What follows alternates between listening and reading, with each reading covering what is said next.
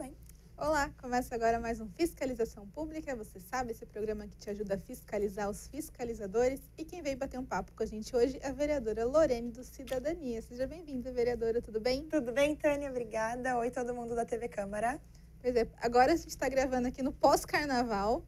Então, na piadinha infame, Começou o ano, né? Começou o ano. Mas pra gente aqui, nós duas, realmente porque é o primeiro encontro, nossa fiscalização oficial, pós aí, virada do ano. Então, feliz ano novo. Feliz ano novo. E a gente já vai começar aqui com um resumo do seu mandato, porque a gente conversou com a sua assessoria. Eles falaram, não, ela quer fazer aí um apanhado de tudo que já aconteceu, já que fechou aquele ano e era para começar agora. Tá meio atrasadinho, mas vamos começar então. Principalmente, aqui, primeiro tema, ação do IPTU irregular em 2017. Depois de 3 anos aí, teve uma novidade. Conta pra gente o que aconteceu. Bom, vamos lá. Assim como todas as vezes eu venho aqui no programa e falo para vocês sobre as conquistas que a gente tem, também quando o resultado não é positivo, eu faço questão de falar, seguindo a transparência e a coerência em que eu acredito e atuo como funcionária do povo de Taubaté. A minha primeira ação como vereadora na história, em 2017, foi com relação ao IPTU da cidade de Taubaté. O IPTU, vocês sabem, é uma das principais fontes de arrecadação do município, é o imposto predial e territorial urbano, aquele que você paga pela sua casa, por onde a gente mora, né? E é muito importante para o orçamento da cidade. Eu fiz uma ação porque eu entendi lá em 2017, na verdade ainda era dezembro de 2016, eu não tinha nem tomado posse como vereadora ainda, mas eu já estava aqui na Câmara trabalhando em dezembro, a gente fez uma reunião, porque eu entendi que o prefeito cometeu uma ilegalidade com relação ao IPTU do ano de 2017. Qual teria sido ela? De acordo com a Constituição, os prefeitos e prefeitas do Poder Executivo, certo? Eles podem ajustar o IPTU desde que o valor fique até o limite da inflação daquele ano. Se o prefeito ou prefeita quiser aumentar o IPTU acima da inflação, ele precisa mandar um projeto de lei e pedir autorização para a Câmara Municipal, para o Poder Legislativo.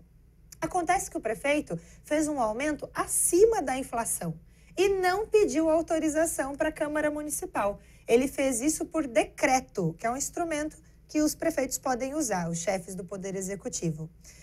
Só que ele alegava que estava dentro da inflação, sim, e que ele usou o INPC, enquanto todo o resto do país usa o IPCA. Esses são índices, tá, gente? INPC, Índice de Preços ao Consumidor, e IPCA também e tal. São 2 indicadores que o país tem para medir a inflação. Em geral, se mede a inflação do ano considerando de janeiro a dezembro, um ano fechado, né? O salário mínimo, a cesta básica, tudo é reajustado com base na inflação de um ano fechado. Mas o prefeito de Taubaté fez diferente. Ele fez usando de março a abril do outro ano, uma coisa assim, sabe? Então, ele usou um período que não é um ano fiscal, que o Brasil inteiro usa. Ele usou diferente, alegando que historicamente é feito assim em Taubaté. E aí eu discordo. Se você faz uma coisa errada historicamente, você não tem que continuar fazendo ela errada só porque sempre foi feito, né? Você tem que corrigir. Bom, eu entrei na justiça, tá? A gente fez uma ação civil pública questionando isso. Isso lá em janeiro de 2017.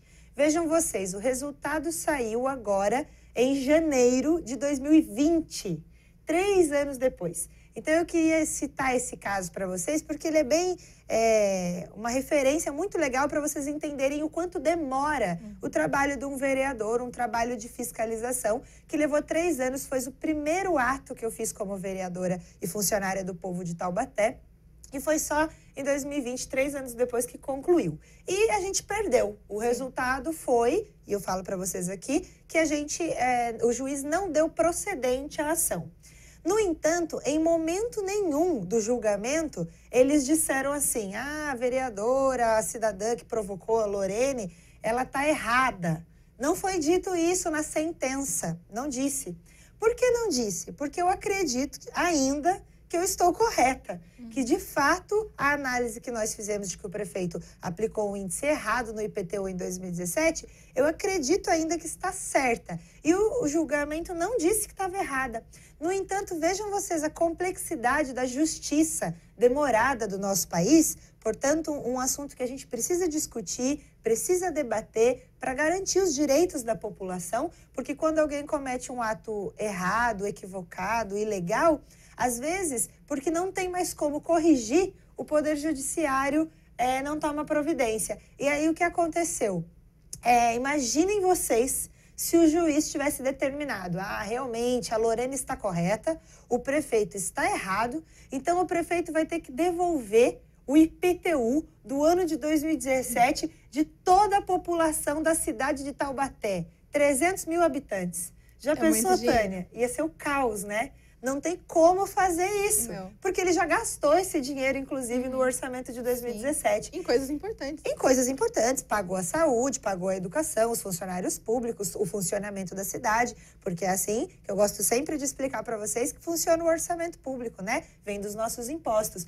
Agora, imagine o caos se tivesse que devolver esse dinheiro ou se tivesse que dar um crédito para a população para o IPTU de 2020. Aí isso ia baixar a arrecadação de 2020, porque já não crédito, foi satisfatória, né? Que vai ser já não tão boa, né? Infelizmente é mal gasto. Então, vejam vocês o caos que gera a demora de um julgamento, por exemplo, para se chegar numa fase conclusiva, né? Porque a gente recorreu, tramitou 3 anos e saiu o resultado sem que fosse dito na sequência que eu estava errada. Então, o IPTU 2020 tá certo? Agora está sendo feito sempre abaixo o reajuste abaixo da inflação. Sim, menos mal, então. Menos mal. O gasto é alto, mas pelo menos agora está justo. É justo, Então, vamos mudar de tema agora, vamos falar do banco de leite humano. A gente sempre fala do banco de sangue, né, vereadora? Que sempre está em falta, verdade. Faz campanha, mas a campanha para o banco de leite humano também é importante. Sim. Faz muita diferença, principalmente ali para os bebezinhos que estão na UTI. Mas agora vamos ter um carro.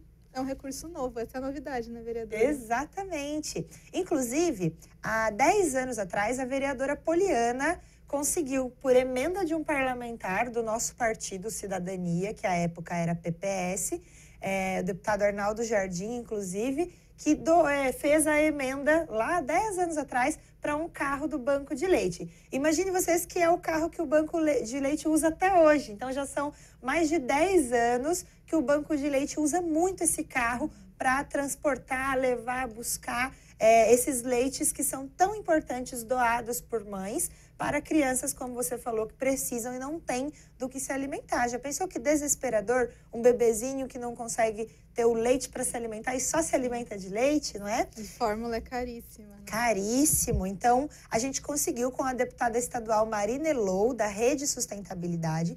Ela é uma deputada de renovação política. Ela abriu um edital para que os vereadores, os prefeitos, escrevessem um projeto.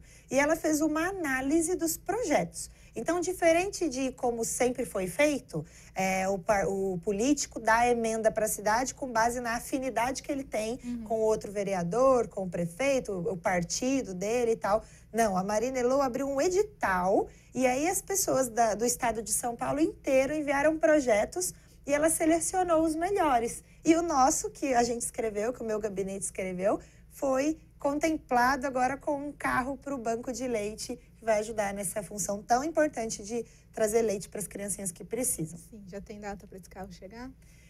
Já saiu no Diário Oficial da União, então eu gosto sempre de falar isso, porque falar em emenda parlamentar, um monte de vereador, um monte de político falar, que nem até papagaio fala, né?